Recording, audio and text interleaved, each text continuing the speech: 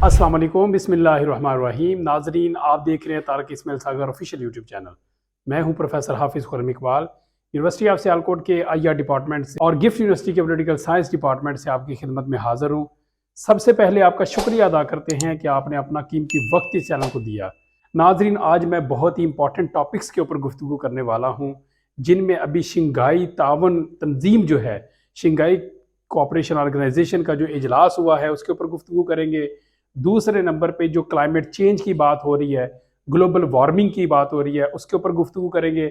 और तीसरे नंबर पे बहुत ही अहम गुफ्तगू खालिस्तान के हवाले से जो रेफरेंडम मुनक्कद होने वाला है कनाडा के अंदर, उसके ऊपर गुफ्तगू की जाएगी। और चौथे नंबर पे जो इस वक्त आज़रबाईजान और आर्मीनिया के दरमियान क्लैश है, उसके ऊपर गुफ्तगू की जाएगी। यानी आज की इस वीडियो के अंदर मैं 4 बहुत ही अहम टॉपिक्स जो है वो आपके सामने डिस्कस करने वाला हूँ। तो सबसे पहले अगर हम बात करें, इस वक्त जो शंघाई कोऑपरेशन ऑर्गेनाइजेशन का एक इजलास मुनक्कद हो रहा है समरकंद बुखारा के अंदर। और समरकंद बुखारा उज़्बेकिस्तान में एक ऐसी जगह है कि जहां पर इमाम बुखारी रहमतुल्लाह अलैह का मज़ार भी है। और इस जगह से ही तैमूर खां निकला था और उसने फिर किस तरह से आधी दुनिया को फतह किया था, वो एक अलग बहस है। अभी मैं आपके सामने जो डिस्कस करूंगा वो ये है कि शंघाई कोऑपरेशन ऑर्गेनाइजेशन इस वक्त पूरी दुनिया में और ख़ास तौर पे मगरबी अक़वाम के अंदर और जो मगरबी ममालिक हैं उनके अंदर क्यों हाईलाइट है। इस वक्त वो इसको किस नज़र से देख रहे हैं। इस वक्त जितना भी यूरोप है या अमेरिका, बरतानिया, फ्रांस, बेल्जियम, जर्मनी और इसके अलावा जितने भी बड़े बड़े ममालिक हैं, वो किस तरह से इस शंघाई कोऑपरेशन ऑर्गेनाइजेशन को देख रहे हैं, ये आपके सामने डिस्कस करूंगा। और जलती पे तेल डालने वाला काम कर दिया है प्यूटन ने, जिसने कहा है कि मगरबी ममालिक अब अपनी खैर मना ले। ये हमारी शंघाई कोऑपरेशन ऑर्गेनाइजेशन अब मगरबी ममालिक के ऊपर भी असर अंदाज होगी। तो मैं आपके सामने ये कुछ चीज़ें डिस्कस करूंगा। तो फर्स्ट ऑफ ऑल अगर हम बात करें तो पाकिस्तान की इसके अंदर शमूलियत बहुत अहम काम है, बहुत अहम कदम है कि पाकिस्तान ने शंघाई कोऑपरेशन ऑर्गेनाइजेशन के अंदर बाकायदा शमूलियत इख्तियार कर ली है। क्योंकि इस रीजन के लिए ये बहुत ज़रूरी था कि पाकिस्तान किसी ऑर्गेनाइजेशन, ऐसी ऑर्गेनाइजेशन का भी मेंबर बन जाता कि जिसके अंदर बड़ी बड़ी आलमी ताकतें हैं, जिस तरह रशिया है या जिस तरह चाइना है, और या इसके अलावा इंडिया भी इसमें शामिल है, ईरान भी इसके अंदर शामिल है, तुर्की भी इसमें शामिल है, तुर्की भी इसके अंदर शामिल है, अफगानिस्तान, अंगोला भी इसके अंदर शामिल है, और उसके कुछ मुबस्सर ममालिक हैं और कुछ इसके बाकायदा मेंबर हैं। पाकिस्तान अब बाकायदा मेंबर बन चुका है। ये पहले शंघाई 5 के नाम से थी, अब इसके अंदर 8 ममालिक इसके मेंबर हैं, जिनमें पाकिस्तान, इंडिया, चाइना, रशिया, ये तो सुपर ताकतें हैं। इसके अलावा उज़्बेकिस्तान है, किर्गिज़स्तान है, ताजिकिस्तान है और काज़िकिस्तान है। ये 4 ऐसे सेंट्रल एशियन कंट्रीज हैं जो इसके मेंबर हैं। बड़ी अहमियत के हामिल मुल्क हैं ये। और इस तंजीम का जो मकसद है वो ये है कि आपस के अंदर जो रीजन के, ये इस रीजन के जो ममालिक हैं वो आपस में तिजारत भी करें, म्यूचुअल कोऑपरेशन है उसको आगे बढ़ाएं, तिजारत को भी फरोग दें। इसके अलावा बाहमी अमूर के ऊपर गुफ्तगू की जाए। इसके अलावा जो आपस में इनके मेल मिलाप हैं उनको भी बढ़ाया जाए। और तीसरे नंबर पे बहुत अहम जो काम है वो ये है कि जो दहशतगर्दी जैसे इक़दामात हैं इनको भी कम किया जाए। इन ममालिक के अंदर आपस में इत्तेहाद होगा, ताउन होगा और ये मिलजुल कर जो है वो दहशतगर्दी जैसे जो नासूर है उसको ख़त्म करने के लिए इक़दाम करेंगे। अब चलें, एक तो ये बात हो गई। मैं आगे बताऊं कि इस टाइम जो पाकिस्तान उसमें शिरकत कर रहा है, बीइंग अ स्टेट, हमारे प्राइम मिनिस्टर जो मियां मोहम्मद शहबाज शरीफ हैं वो वहाँ पर मौजूद हैं। उनका खिताब भी हुआ है और उस खिताब के अंदर उन्होंने बहुत अहम जोर दिया है।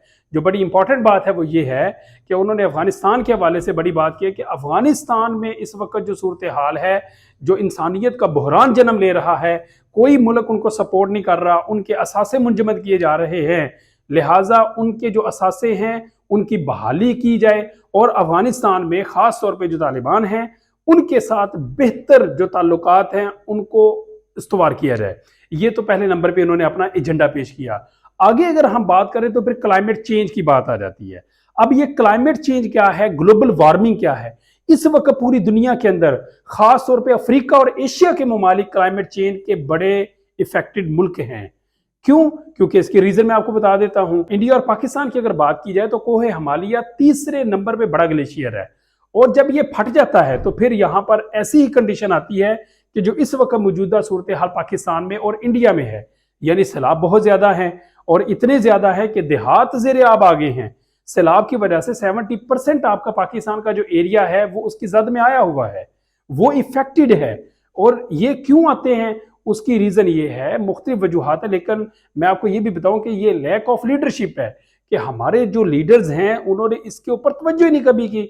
अब देखें, आज मैं सुबह रिपोर्ट एक पढ़ रहा था कि जर्मन वॉच ने इसके ऊपर बाकायदा 1999 में वार्न किया था पाकिस्तान को कि आप लोग बहुत जल्द ग्लोबल वार्मिंग का शिकार हो सकते हैं। Pakistan is one of the most affected country कि जो ग्लोबल वार्मिंग का असर इसके ऊपर हो सकता है, और वो हुआ है। आप देख लें किस तरह से ये पाकिस्तान जो है उसकी जद में आया है। और ये कब वार्न किया गया? 23 साल कबल, यानी कोई ऐसा कदम नहीं उठाया गया उस वक्त। अगर नून लीग की हुकूमत थी, फिर जनरल परवेज मुशर्रफ की हुकूमत आ गई, फिर उसके बाद आसिफ अली जरदारी की पाकिस्तान पीपल्स पार्टी की गवर्नमेंट आई, उसके बाद फिर नून लीग की हुकूमत आई, और फिर पाकिस्तान तहरीक इंसाफ की, किसी एक गवर्नमेंट ने भी इसके ऊपर काम नहीं किया। हर साल सैलाब आते रहे और ये क्लाइमेट चेंज की वजह से होता रहा, लेकिन हम जो है वो बस ढंग टपाऊ वाला काम करते हैं। इसमें प्रॉपर तो हमारी कोई ऐसी मैनेजमेंट नहीं है कि इसके लिए रोकथाम कर सकें।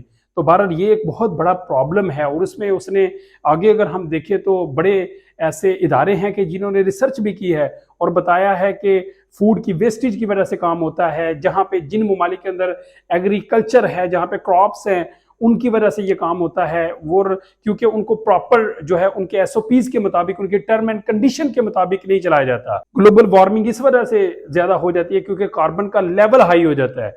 और पाकिस्तान ने अभी पेरिस एग्रीमेंट के अंदर ये एक रिपोर्ट भी सबमिट करवाई है कि पाकिस्तान 2030 तक 300% ज्यादा कार्बन हाई होने के इम्कानात हैं पाकिस्तान के अंदर।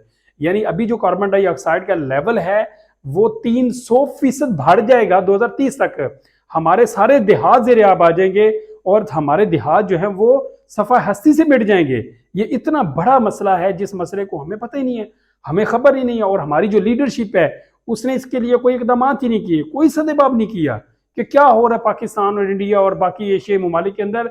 और उससे अगली बात यह है कि जितने भी यूरोपियन कंट्रीज हैं, इन्होंने कोई प्रॉक्सी वार लड़नी हो तो ये प्रॉक्सी वार लड़ते हैं एशियन कंट्रीज के ऊपर, क्योंकि ये जो एटम चला है, जो बारूद यहाँ पर इस्तेमाल किया गया है। आप देख रहे हैं इराक की वार कहाँ पे हुई? एशिया के अंदर। और ग्लोबल वार्मिंग की वजह से जो इफेक्टेड कंट्रीज हैं वो मोस्टली या तो एशिया के हैं या अफ्रीका के हैं। भाई कहाँ पर क्लाइमेट चेंज की वजह से? अब देखें, इराक की वार कहाँ पर हुई? एशिया के अंदर। अफगानिस्तान की कहाँ पर? एशिया के अंदर। रशिया यूक्रेन की वार कहाँ पे हो रही है? एशिया के अंदर। और अजरबैजान और आर्मीनिया की वार कहाँ पर हो रही है? एशिया के अंदर। यानी ये खुद जो है वो अपने यूरोप के अंदर ये जंगे नहीं करते। इन्होंने अगर जंगे करनी भी हो, अब शाम का मसला है, वहां पर भी बरूद चल रहे हैं, वो भी एशिया के अंदर आता है। तो अगर इन्होंने इस तरह के इकदाम करने हों तो वो एशियन कंट्रीज को ही जो है वो चूज करते हैं, वहां पर ब्लास्ट करते हैं, वहां पर बारूद गिराते हैं। उसकी वजह यह है कि इन कामों की वजह से जो क्लाइमेट चेंज है, जो ग्लोबल वार्मिंग है, जो कार्बन डाइऑक्साइड, ये जो प्रॉब्लम्स हैं, ये अगर इनको फेस करना पड़े तो एशियन कंट्रीज ही करें। हमारा यूरोप इससे बच जाए, इसलिए वो लोग बचे हुए हैं। तो जो प्राइम मिनिस्टर पाकिस्तान है उन्होंने ये बात भी की है, बल्कि अक़वाम मुत्तहिदा के जनरल सेक्रेटरी पाकिस्तान में आए अंतोनियो गुतरस, और उन्होंने भी ये कहा कि पाकिस्तान टॉप के 20 जो कंट्रीज हैं जो इसकी वजह से बड़े मुतासर हैं उनमें इसका शुमार होता है। और दुनिया ग्लोबल वार्मिंग का जो मसला है, जो इसके रीजन है, जो कॉजेज हैं, वो उसमें दुनिया के बाकी ममालिक हैं और असरअंदाज हो रहा है पाकिस्तान। तो इस हवाले से ये सोचना चाहिए मुल्कों को भी, और इसके ऊपर भी मेरे बैठकर बात होनी चाहिए। बहरहाल बड़ी अच्छी बात है कि इसके ऊपर भी शंघाई कोऑपरेशन ऑर्गेनाइजेशन के अंदर बात हुई है। लिहाजा इसके बाद जो अगली बात है हमारी, वो खालिस्तान के अंदर रेफरेंडम है। रेफरेंडम अभी होने वाला है 2 दिन के बाद, और सिखों ने बाकायदा कनाडा के अंदर एक जगह पे खड़े होकर उन्होंने 50,000 सिखों ने दुआया कलमात अदा किए हैं। इस वक्त इंडिया के अंदर बड़ी जो है वो उनकी एक मौत आई हुई है मोदी हुकूमत की। उनको समझ नहीं आ रही हम किस सिखों को कंट्रोल किस तरह से करें, क्योंकि 50,000 सिखों का एक जगह पे इकट्ठे हो जाना, मजमा लगा लेना और फिर वहां पर दुआया कलमात अदा करना और दुआए खैर मांगना कि जनाब खैर वफियत से हमारा खालिस्तान का जो है मसला वो हल हो जाए। इसके साथ साथ बरतानिया के सिर्फ भी खड़े हो गए हैं, ये मैंने पिछली वीडियो में भी बताया था। और अब देखेंगे कि रेफरेंडम का नतीजा क्या निकलता है, वो भी आपके सामने डिस्कस किया जाएगा। तीसरी बड़ी इंपॉर्टेंट बात जो है वो ये है कि जो अजरबैजान और आर्मीनिया के दरमियान इस वक्त वार हो रही है, उसकी क्या रीजन है? उसकी रीजन एक बड़ा एक खास एरिया है ना गोर्नो कराबाख का इलाका। ये 1991 से लेके जब से अजरबैजान अलहदा हुआ है, उसने आज़ाद एक मुल्क की हैसियत से अपने आप को डिक्लेयर किया, उस वक्त से आर्मीनिया इस इलाके के ऊपर कब्जा किए हुए है। और आर्मीनिया का जो कब्जा है ये बिल्कुल ऐसे ही है कि जिस तरह इंडिया कब्जा किए हुए है कश्मीर के ऊपर। लिहाजा अजरबैजान ये कंप्लेन करता है कि ये इलाका हमारा है, लेकिन आर्मीनिया उसको क्लेम करता है कि हमारा है। इनके दरमियान इस इशू के ऊपर पहले भी 2 जंगें हो चुकी हैं। ये सेम एज इट इज, जिस तरह पाकिस्तान इंडिया का कश्मीर इशू है, वही अजरबैजान और आर्मीनिया के दरमियान नागोर्नो कराबाख का इलाका, जिसको हम अक्सर ये कहते हैं कोकाफ का इलाका, ये वो इलाका है कि जिसके ऊपर इस वक्त तीसरी बड़ी जंग लग चुकी है। एक तरफ अजरबैजान की फौजें हैं, तकरीबन को 75 उनके आर्मी पर्सन जो है वो हलाक हो चुके हैं उसमें। दूसरी तरफ आर्मीनिया के भी 50 के करीब फौजी जो है वो मारे जा चुके हैं। दोनों तरफ अफवाज जो है वो आमने सामने हैं। और इसमें जितना भी अगर हम देखा जाए तो अजरबैजान की पुष्टपनाही ज़ाहिर तुर्की कर रहा है, चाइना कर रहा है, इसके अलावा रशिया भी कर रहा है। और दूसरी तरफ अगर हम देखें तो आर्मीनिया के पीछे अमेरिका है और वो उसको धड़ाधड़ असला दे रहा है, उसको बारूद दे रहा है। तो ये इसकी भी रीज़न ये है कि तुर्की की चूंकि सारी गैस की सप्लाई और तेल की जो सप्लाई है वो वहाँ से जा रही है, और बहुत एक अहम मनसूबा है जो तुर्की ने अजरबैजान के साथ मिलकर शुरू किया हुआ है, बल्कि वो तो ख़त्म हो गया है मनसूबा जो उसने शुरू किया था, अब उसकी तरसेल जो है वो वहाँ से जारी है। लिहाजा ये बड़ी अहमियत का हामिल मुल्क है अजरबैजान। पाकिस्तान अजरबैजान को ही सपोर्ट करता है। क्यों? क्योंकि अजरबैजान पाकिस्तान के हवाले से अगर बात की जाए तो जो कश्मीर इशू है उसके ऊपर पाकिस्तान की सपोर्ट करता है। लिहाजा इन दोनों के दरमियान आपस में इंपोर्ट एक्सपोर्ट के बिजनेस भी बड़े होते हैं। यहाँ से चमड़ा भी जाता है, यहाँ पे सर्जिकल का सामान भी जाता है अजरबैजान के अंदर, और भी बहुत सारी चीज़ें यहाँ से वहाँ पर जाती हैं। अगर हम इसके अलावा हट के देखें तो इस खित्ते के लिए बड़ा ज़रूरी है कि इन दो ममालिक के दरमियान सुलह हो, इन दो ममालिक के दरमियान अमन कायम हो। नागोर्नो कराबाख का जो इलाका है वो वापस अजरबैजान की जो ज़ाहिर है उसका हक है, उसका राइट है, उसको दे दिया जाए। लिहाजा ये जंग बंदी होनी चाहिए। अगर ये जंग बंदी नहीं होती ये 3rd वर्ल्ड वॉर की इब्तिदा होगी। इस तरह इतना ये हसास नौइयत का मामला है। तो ये आज के बड़े अहम पॉइंट थे जो आपके सामने डिस्कस करने थे। आपका बहुत शुक्रिया। अस्सलाम वालेकुम।